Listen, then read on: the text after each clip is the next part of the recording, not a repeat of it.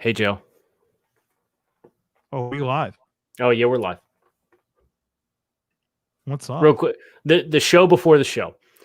What's the most egregious Pro Bowl ballot edition that you've seen? Okay, guy that made it. Yeah. Oh, the Steelers, Marquise Pouncey. How does that guy get in there? Because casual NFL fans only know like 5 offensive linemen. You'd like to think that with fans only having a third of the vote, though, that the players and coaches could get that taken care of. Somebody is going to have to explain. Man, somebody's going to have to explain to me, like I'm 5, how Frank Clark made it this year. That's a good one. How about, the Seahawks had Diggs and Adams. How does any Seahawks defensive player make the Pro Bowl this year? Hey, they got better once they traded for Carlos Dunlap. Who didn't make the Pro Bowl. Right. Yeah, Pouncey, Diggs, Condre, Jamal Adams, not a chance those guys should have been in there. Jamal Adams. Yeah, Jamal Adams, a Pro Bowler. Oh. Prez, he's coming for your throat, man. Hello to Kyle. He says, sup, Doll fans. Yo, what up, what up, what up? Jared says he's bringing the heat. Sam, what's up, dude? All right, so in the comments, we're gonna... Sorry. I was going to say, I know you're all excited to get the show started. A bunch of people in the comments saying that Jesse Bates is the biggest snub. And I would agree that Jesse Bates is a very egregious snub for the Pro Bowl this year. I agree. There are only 3 safeties. So Minkah Fitzpatrick, Justin Simmons, and Tyrann Mathieu. Those are your 3 safeties. Yeah, because I'm pissed about Jordan Poyer. I thought he was probably one of the he's more deserving than Tremaine Edmonds did for the Bills. Listen, how much of the game is played in sub and you got 3 safeties on the Pro Bowl roster? Like, come on. That's a good point. That's a good point. I'm glad we voted for 6 long snappers, though. Yeah, we did the position justice. Yeah. Robert Tonyan. Wow, he didn't make the Pro Bowl. Oh, imagine that. Oh, and neither did DJ Humphries. Weird. Oh, imagine that. Those guys that we snubbed didn't make it. Where the Pro Bowl ballot actually matters is the 5th-year option. Because if you are original Pro Bowl ballot selection, once in the first 3 years of your career, it's you get a lot more money. Tag. And if you get it twice original selection, that means that you get the franchise tag for your 5th-year option. So that's really where it matters. There's a lot of vested interest in making the Pro Bowl. Especially if you're a rookie. Did any rookies make it this year? I know Chase Young. Was there any others? Oh, Justin Jefferson. I think that's it. Yannick didn't make it, did he? What would he be? An NFC player? I would assume so. Okay. He did not. I don't see him on here. So, no. He's going to lead the Vikings in sacks, though. So, that's cool. Yeah, how crazy is that? He played, 3 games for Minnesota? And he's going to lead the team in sacks this year? Right. Evan Ingram's a Pro Bowler, Kyle. Evan Ingram over Robert Tonyan. Yeah, I can't for the life of me make sense of that one. Tonyan. Wow. All right. Sorry. Is Shuby back? Because you guys can see each other, but I cannot. Yeah, Shuby appears to be back. Okay, so you're still in on you can see everything? Yeah, I have the logins. Yeah. They don't give you the launch codes, and that's the way I prefer it. I just show up and do the work, right? That's all I want to do. That's all I've ever wanted to do, Kyle. Hey, Chris. Yes, buddy. How you doing? I'm not putting any Jets takes on the screen tonight. Just so imagine that. Imagine thinking that I still won't see them anyway on the comments. The biggest storyline in the NFL right now, the Jets. And Chris is going to black it out. You got a 35-minute podcast from today that you can go listen to if you want to hear my thoughts and our thoughts. Not today. You know what? Here's to you, Adam Gase. Going to enjoy a nice Mighty Swell. All of the Draft Network's live streams on YouTube are brought to you by our friends at Mighty Swell. I get a nice holiday package from them, Joe. I don't know if you got one or not. I did, and but I got a very nice card. And yes, happy holidays from Mighty Swell. And I'm going to enjoy a watermelon mint spiked seltzer this evening. Cherry lime for this guy. Oh, good choice. That's delicious. Very good. Hey, Chris, by the way. Yeah. I have a take that I would like us to start the show with when it's time to to push play and go. Okay, then why don't we push play and go then? All right, let's do it.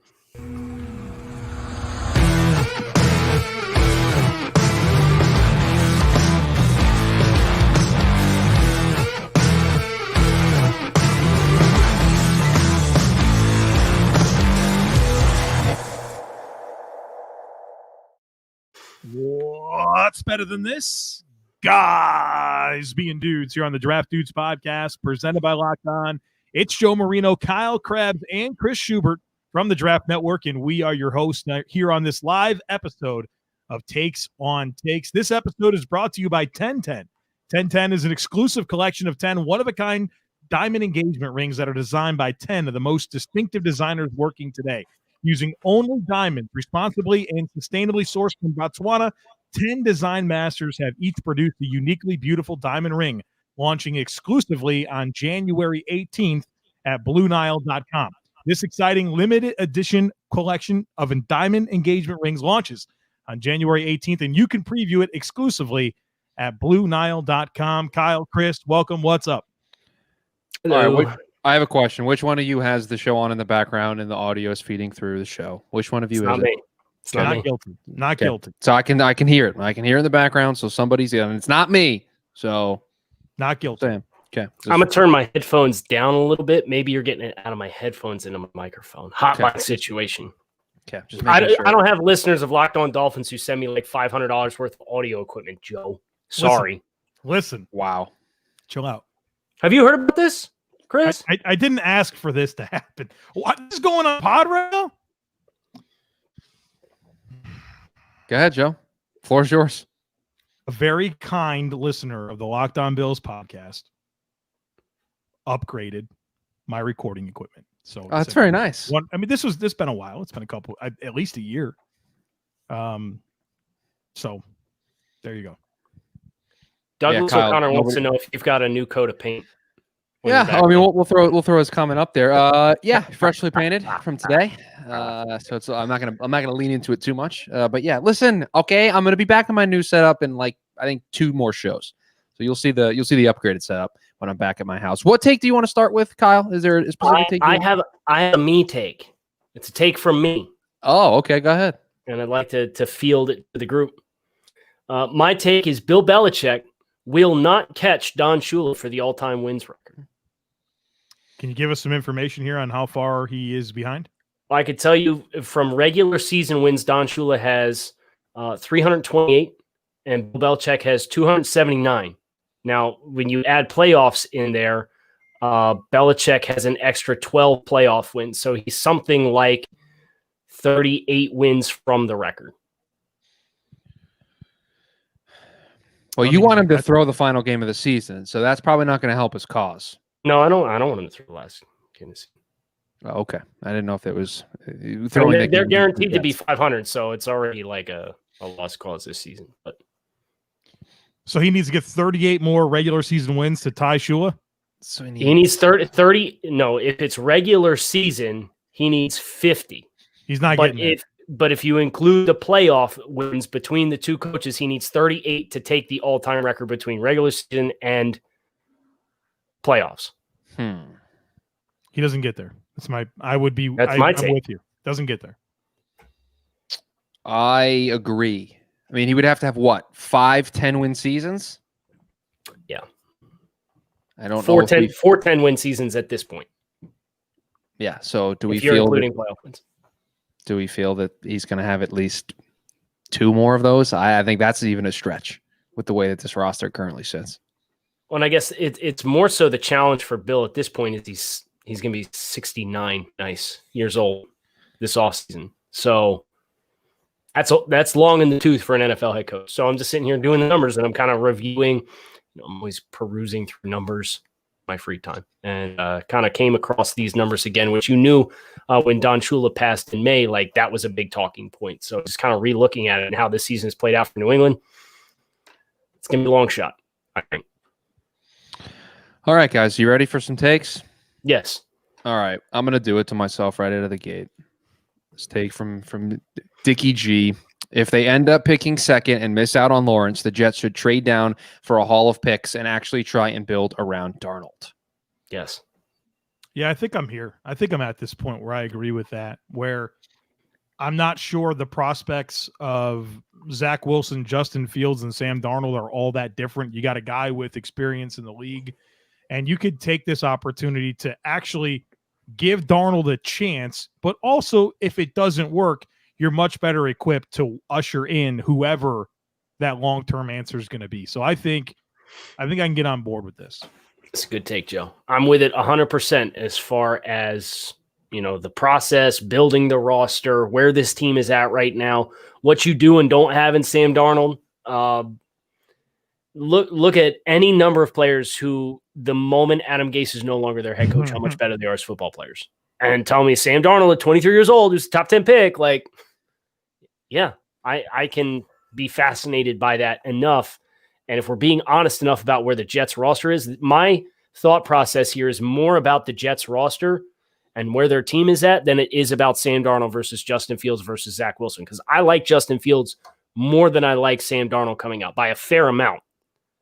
But this team is not really ready to use this asset relative to what the reduction is in having Justin Fields versus Sam Darnold as a developmental player. I watched Zach Wilson tape today. I'm in. I'm on board. Where do I sign? Oh, you're in. I'm in. I told you it's fun. Here's where I'm at with this. I'm okay with the Jets going down the road that you guys both mentioned, keeping Sam, trading down, getting a boatload of picks, getting just a haul that absolutely allows them to continue to rebuild this roster. I just don't think that that's going to be this front office's nature. I think Joe Douglas is going to feel that the way this ended with Adam Gase is going to force him to completely disconnect at the quarterback position and move on from Sam Darnold. I just feel that that's what they're going to do. If they kept Sam and traded down out of 2, you're not going to hear a complaint out of me. I just don't think they're going to do that. And if they do go down the route of picking a quarterback, I am official that I'd like it to be Zach Wilson as of this moment. Some other news in the world today of football that I'd like your guys' thoughts on. This comes from avid Take on Take member. Do you want to guess whose take I'm throwing up here? Von Tels. Not Von Tels. The other person that I... Sam. Sports Nut. A Sports Nut. The Carolina Panthers is the most desirable GM opening now after the news we learned today that is now a potential, that is now an official opening for general manager. Joe is out. Yeah, I don't think that's all the way true. out on this take. I mean, it's not a bad one, right? It's desirable, but the Jaguars are still there with their top 3 in cap space. They have 2 first-round picks. You're going to get Trevor Lawrence, get a new coach. You have some good young pieces that are already in place. Man, it's not bad. That is better than what Carolina has. I'll agree with you, Joe, but my thought process is different. And it's more rooted in ownership.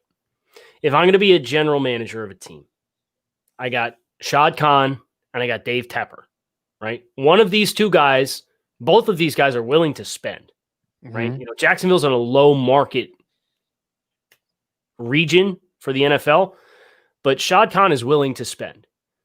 Dave Tepper, we know, is willing to spend. Shad Khan has a tendency of giving you a little bit too much leash and being hesitant to make organizational changes. Dave Tepper has his fingerprints over everything that Carolina is doing right now, and that dynamic makes it a more unpredictable landing spot for me. So you add Jacksonville having higher draft capital, going to inevitably have Trevor Lawrence if they lose the next 2 football games, having an owner that is willing to commit to you for a little too long instead of, a really aggressive mentality owner in Dave Tepper, and I take those dynamics and I piece them together, and I would probably feel more comfortable tethering myself to Jacksonville than I would to Carolina.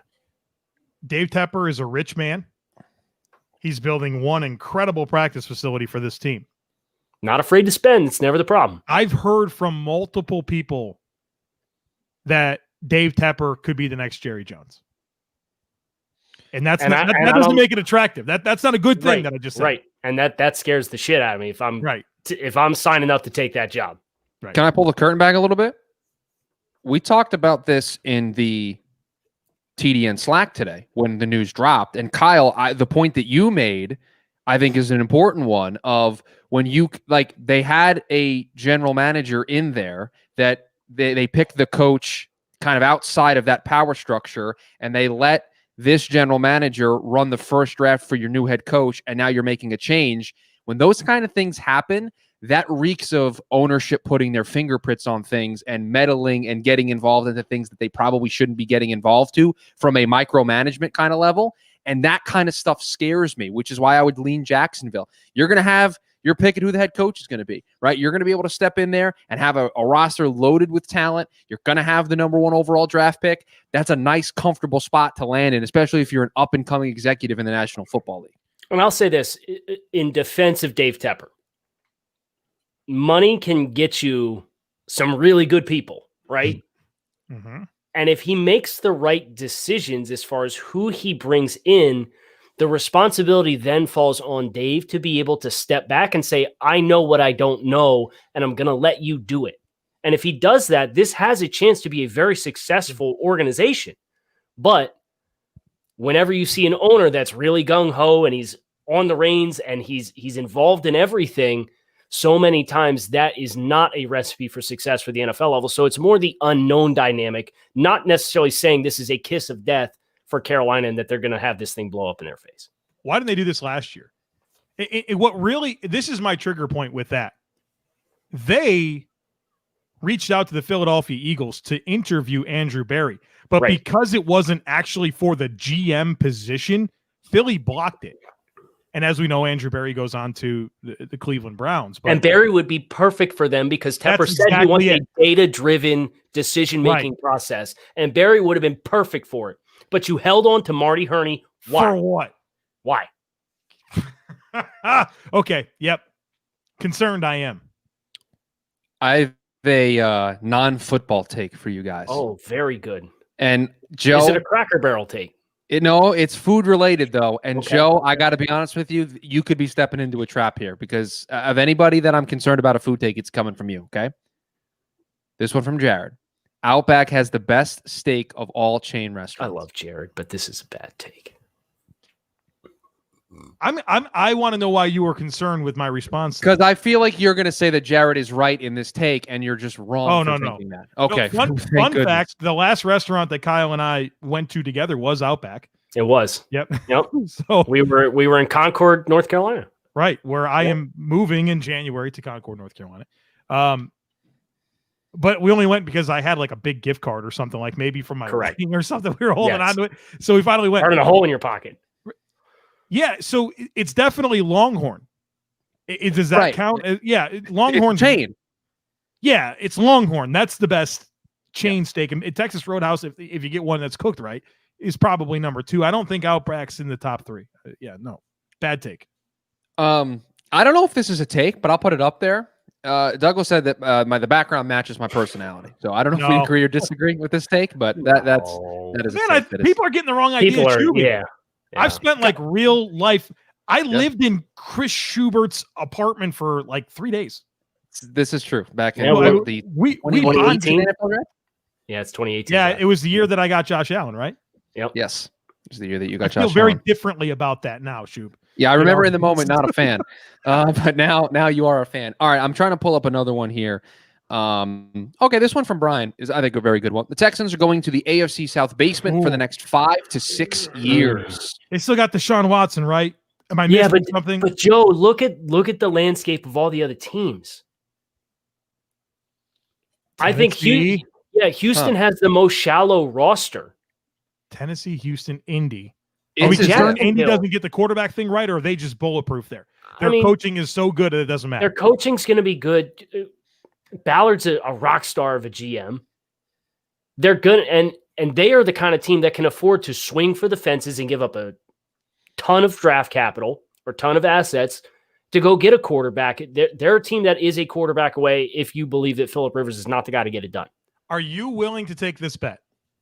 Over the next 5 years, we won't even go to 6. Over the next 5 years, the Houston Texans I'm saying they will finish higher than 3rd. They will not be a bottom 2 every single year for the next 5 years. No, I'm not willing to take that bet because they have an elite quarterback. I'll take the bet. Oh. Wow. Chris took it. This is significant. This is okay. So in 5 seasons, so we have 21, 22, 23, 24, 25. I predict that the Texans will finish higher than third at least once, and you're saying they won't do it. And I will say that they will be third or fourth every one of those 5 years. All right, let's go. The new wager is a box of Built Bars. Done. Okay. Now, who's going to remember this? Who's going to remember this? I am. The best part is this bet could take 5 years to pay off because it might not happen until the last year. Correct. It could happen as early as next year, or it could wait. So I'm good with that. Joe, can you show everybody your box of Built Bars from our Coastal Carolina BYU bet? Kyle and I made a wager, Coastal Carolina BYU. I took Coastal. He took BYU. The Chanticleers won. And the wager was a box of Built Bars. Box of Built Bars. And like, okay, great. And so Kyle asked me for my address. He asked me for my preferred flavor. And guess what came? This shirt. Nobody circles the wagons like the Buffalo Bills. And like we waited, I don't know, 2 weeks for it to come in. Finally came in today. I was hoping it would be here before they clinched the division, but was it a good audible though? Was it a good kind of out of left field curveball to give you? Yeah,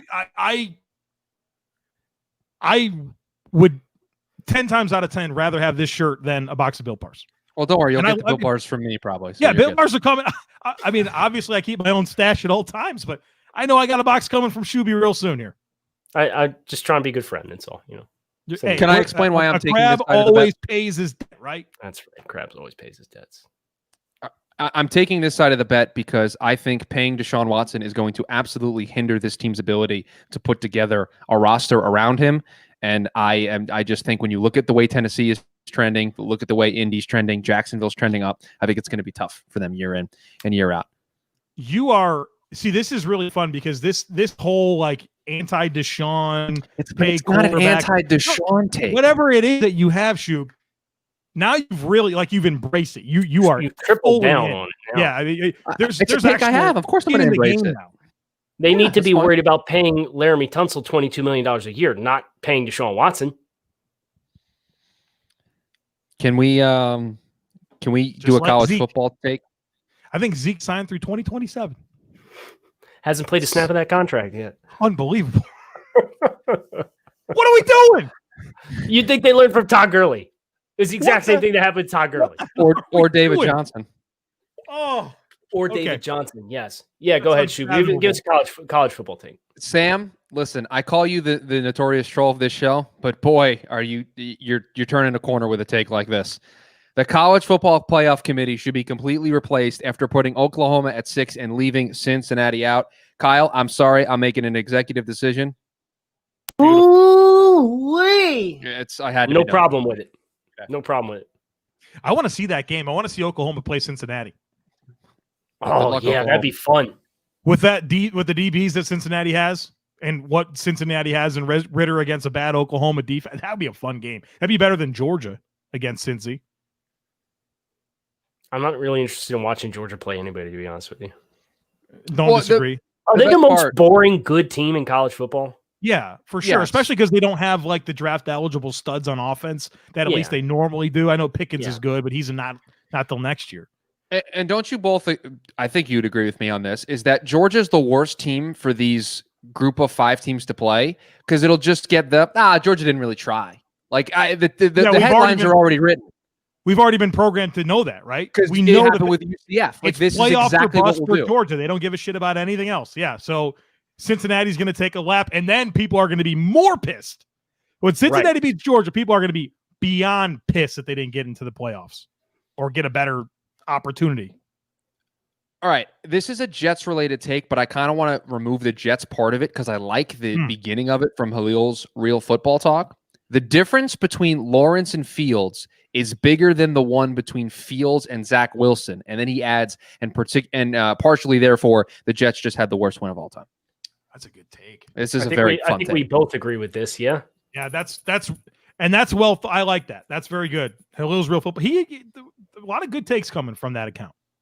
It's a good account. Yeah. And I would say I only really agree with that because I think Zach Wilson has played himself into really strong consideration because I was very comfortable with the drop off from Trevor Lawrence to Justin Fields. So if I said a couple weeks ago, Justin Fields is not a consolation prize. He's a grand prize in his own regard, but he is a player, as we talked about on Monday's show, that needs a certain environment to have success.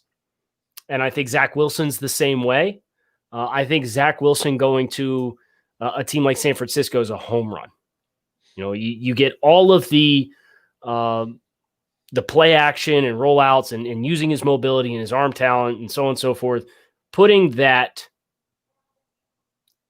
Zach Wilson into that and the glass ceiling that he has, that's much higher, in my opinion, than Jimmy Garoppolo. Wilson has environments that I think he can be very good. And that's why I agree with that. Hello, Paige. And Firell Parker says we are overrating Trevor Lawrence. Oh, that's bad. Get that, please, Joe, please. Joe, make sure. The lights have to be on for this one too. Yeah, they're on. Wow. And that's fun because, like I said earlier today on the Monday podcast, I did Trevor Lawrence's scouting report over the weekend, and show me the bad tape. Show me the bad tape. Georgia Tech 2019. Okay, if you want to care about that in week 1 of 2019, 16 months ago. Yeah, I mean, I guess it's the bad Trevor Lawrence. 29 starts ago. Okay. So I don't want to get off track here because you said something interesting to me about Zach Wilson and destinations that you liked. And one that's heating up here is the owner of the number 4 pick in the draft right now, the Carolina Panthers. I know it's a little bit difficult to talk about because we don't know if Joe Brady's going to be there next year or how long he is going to be there. But do you have any thoughts on that marriage? Zach Wilson and Carolina? Yeah. I mean, radio host Chris McClain in the morning show here. He's all in on Zach Wilson. He's preaching the gospel. So this city is getting fired up for that possibility. Not going to be there. Sorry. It's a team of two. There's a team of two that would like a word. Chris has it written in Sharpie on the card. Zach Wilson, no matter what, for the Jets. I kind of I'd be excited to see Zach Wilson in Joe Brady's system, just because I think a lot of what Zach Wilson does really well is working mesh point and RPO and kind of making those decisions and conflict defenders and so on and so forth. But he has kind of that same extend the play ability that Joe Burrow had so much success with at LSU. I am not going to say that Zach Wilson is anywhere near Joe Burrow as a prospect. But as far as winning outside of structure, Zach Wilson does some similar things. So I can get on board with that. Although, like you said, I don't think Zach Wilson's, or I don't think Joe Brady's going to be there to pair with Zach Wilson, unfortunately. I have a Von Tell take. J.C. Horn will end up as the best cornerback and a top 5 non-QB from this class. Joe, this one's all you, man. You've seen more J.C. Horn than I have, so it's all you. You know what scouting report I just did? J.C. Horn? J.C. Horn? No. Oh. He's actually coming up tomorrow. I did a different cornerback, and his name is Caleb Farley.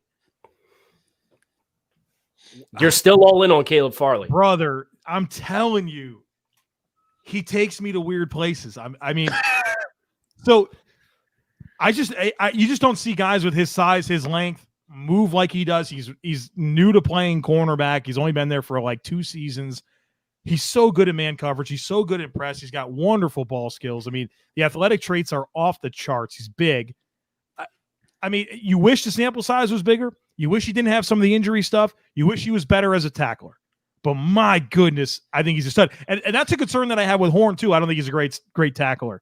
But I just think the ceiling with Farley is just off the charts. So can you think of a player for me who took me to weird places the way that Caleb Farley takes you to weird places? Because everybody in the comments loves that soundbite, by the way. But just trying to think of because you know a lot of my takes. Any player, even if it was a miss, you don't have to. You can do me dirty on the show. It's fine. A player that took you to weird Miles Jack. Yeah, that's a good one. You were in weird places with Nick Chubb. Yeah, I was. Yeah, his tape was so good. He's good. Probably some guys. Nose tackle. Javon Hargrave had me in weird places. Yeah. So I've done I've done Trevor Lawrence, Travis Etienne, Jamar Chase, Christian Darrisaw, and Caleb Farr, like final done scouting reports. Yep. All really good football players, and they won't be ranked in this order. But man, there's something about Farley, man. I when I laid eyes on him over the summer, I said some weird things to you in a text message, and I feel just as strong today as I did then. So that's going to be the guy where every time he makes a play, Joe's going to have a tweet. Doesn't matter where he goes. Yeah, Joe's going to have a tweet. Just like Bryce Hall, Eddie Jackson. Eddie Jackson was that's that guy for me. That's a good one. Yeah, I pounded the table for Eddie. You see Bryce Hall's pick? Yeah, beautiful. He's back. It's beautiful. He's back. You know what else? Ready is to beautiful? go. You know what else is beautiful? Clean shaven nuts. Yeah, you're right. The perfect stocking stuffer. The holidays are here. Have you made your wish list yet? You got 4 days. You better get on it. Our sponsor today has the number one wished for gift this year. Manscaped, the best in men's below the waist and above the waist grooming. Manscaped is here to ensure you're taking care of your manhood and your nose hairs with their new performance package. You're in luck this holiday season. Manscaped's performance package is the ultimate in men's hygiene, and their bundle makes for the perfect gift. Imagining opening an attractive box that says your balls will thank you. And I've seen this box, Joe. You've seen it too. Right there. With the most sought after gadgets and scents a person could possibly find.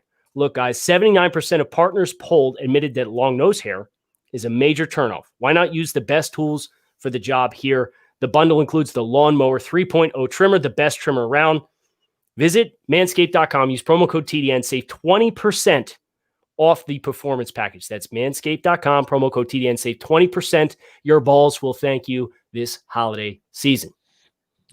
I got some ones in the queue here, guys. Okay. That I think are interesting. We'll start with this one.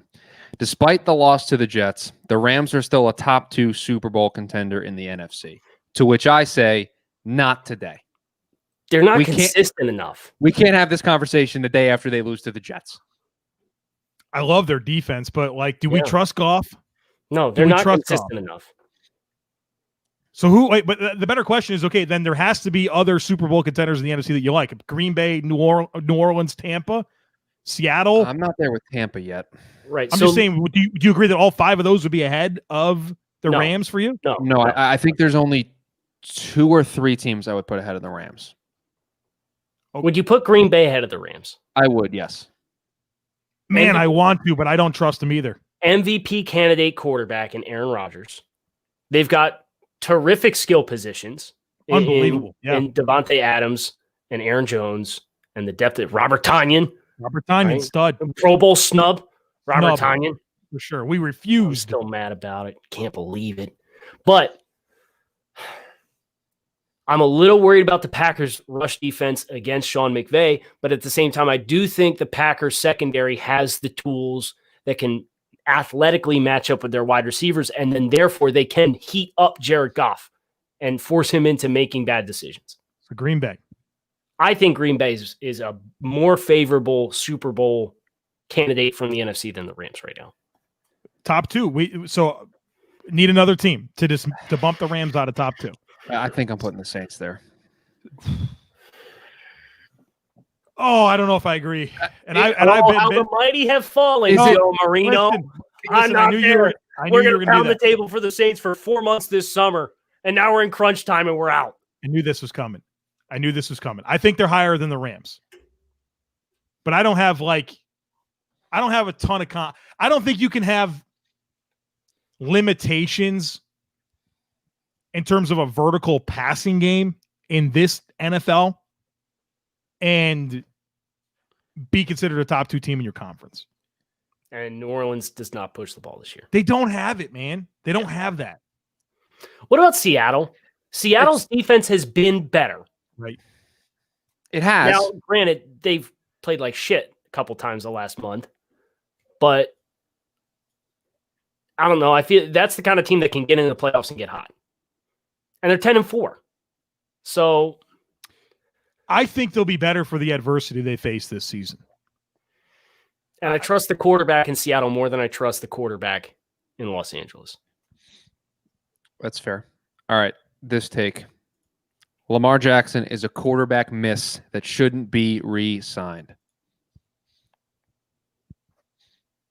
A miss? What does that mean? A miss? I have thoughts on this take. He's a bust. He's not a good quarterback, which I disagree with. I also disagree strongly with that assertion. There's a lot of personnel restrictions in Baltimore right now that I'm not gonna just gloss over. They've lost so much from last year's roster between injuries and attrition. Joe? Good point in the comments. He did win the MVP last year. You can't call a guy a miss who won the MVP. A unanimous MVP. Right. You can say you don't want to sign him. That's a different conversation. But to say he's a miss who shouldn't be re-signed, no thank you. I think for Lamar, if I'm Baltimore, I pick up that 5th-year option and I let it play out. I'm not running to get that extension done this offseason. You're giving him the Dak Prescott treatment. Yeah, I am. Oh, Joe? Joe Marino. Joe? I am. It's true. Joe? Joe Marino. It's a good take, Joe. It's a good take. M. Webb, y'all sleep on the Seahawks like they're a Tempur-Pedic. Draft Dudes is predicting them to go 9-7 like the last 4 years. I don't think so, because I think you and I have a standing tradition where we say Russ Wilson's good for 10 wins every year. It's guaranteed to have you a winning season. Right. 9-7's the floor. Right. I don't. But their roster's not good. We've only done predictions for the last 2 years. He's skill- doubling up the amount of time here. DK and Tyler is amazing. They've got good pieces, but their overall roster is not the way I would build it in a lot of ways. And they've kind of been plateaued recently. I've been going back through to make sure I haven't missed any, top tier takes to go through. Okay. And I found one in relation to, it has to be because of the Outback conversation that we had earlier in the show. This one from Dolphin Craze. And I got to be honest, there may be a disagreement on whether or not my answer is technically the category, but I think there's only one answer here. Bloomin' Onion is the best appetizer at a chain restaurant. Bloomin' Onion smacks. It's very good. It's fantastic. I think there's one better, if and only if you agree that it is a appetizer. The breadsticks at Olive Garden. Breadsticks at Olive Garden here's a counter take for you, Chris. Breadsticks at Olive Garden isn't even the best bread before a meal at a chain restaurant. Are you going to give me Logan's has that. I don't like onions, so I'm definitely not in on this. I don't like onions either, but they're like onion rings, so it's fine. I don't like onion rings. I don't like anything onion. No, yeah, they're terrible. Can I share? Can you put the poop hat on for yourself here, please? Because that's terrible. Don't do it, Joe. Don't do it. Kyle knows. Kyle knows about what Joe will ask waitresses and waiters at restaurants if items on the menu that don't even list onion as an ingredient, if they have onions. I think I've seen Joe do this. If you've ever been out to eat with me, which you have. Well, we have the infamous Chili's incident that happened. And when I've been waiting for the right time to break that story out. I don't know if it's now. It's going to come at some point. But yeah, I don't do onions. I don't want them near my food. I'd prefer if they're not in the same room. Joe could order a slice of chocolate cake and ask if it has onions in it. Right. You don't know. Well, please don't do that. He would. No, I would take the biscuit red lobster, and I would also take the loaf of bread that you get at what is it? They give you a loaf at Outback. It's a brown loaf of bread. They do. They give you that. Loaf? Yeah. So you're saying that Texas Roadhouse gives you one too, right? They give you the dinner rolls, East don't rolls. you? Yeah, you get the rolls. Those are delicious too. Oh, I'm thinking. I don't know if that's a chain or not. Never mind. Mahalo. On the string. Okay, no, but I'm still taking the Red Lobster's biscuits before I take the breadsticks off. Within the next 2 years, this one comes from Cajun Flame. Within the next 2 years, Matt Stafford will be the starting quarterback for the Indianapolis Colts. What if we get one swing of the bat to get that right? Yeah. So can you put it back up because I want to get this right. Sorry, I got to scroll back here. Yeah. What if it was this? Within the next 2 years, Matt Stafford will be starting for a team, not the Detroit Lions. That's not what the take is. Yeah, but that's a slam dunk. Yeah, I'm taking the field. I'm just going to take the field on this one. I don't think he's going to play for the Colts. But it's more interesting to me if we agree that he's not going to be the Lions quarterback in 2 years. Yes, we do. Chris, uno mas. You want one more? Do you want a football related one or a non-football related one? We should probably do a football one. Okay. Oh, let me find a good one though. If we're gonna do a football one, let me find a good one here. Let me just shout out scroll to Atheist for the cause saying rhubarb pie is the best Okay. pie. I don't agree, but I respect rhubarb pie a great deal. Never had it. Never You know had what? You mentioned Atheist for the cause, and I found a take from him that I think is going to agitate specifically Kyle. The Bengals shouldn't take an offensive tackle at 3 overall. They should take one at the top of the second round. Discuss. I agree with this because they should be trading out at number 3. The drop off to Penei Sewell versus the other offensive tackles that are available, I'm comfortable with if it means you're getting multiple additional draft selections to build up the flawed positions on your roster.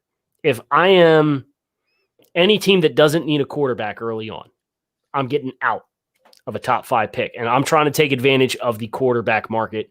And I'm trying to get ammunition to build myself long-term because this is a really deep draft class. And I'm trying to take advantage of that. Joe? Yeah, all the way in on what Kyle said there. Oh, thanks, man. Now, if they stay at 3, Kyle, do you think they have to take Penei Sewell? If you stay at 3, yeah, you probably should. Yeah. But let's make a deal. Let's get back to like the teens. Take Darrisaw. Maybe we could take Rashawn Slater. Play him at tackle, play him at guard, play him at center.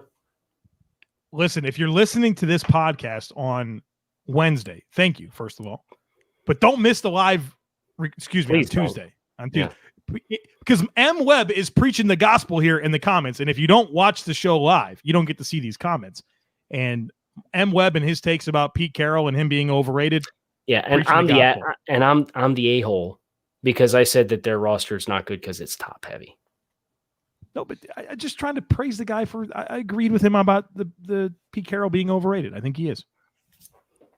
We're done here. I'm gonna finish my Mighty Swell. Joe, finish your Mighty Swell. Chris, you're League Football Watchers tonight.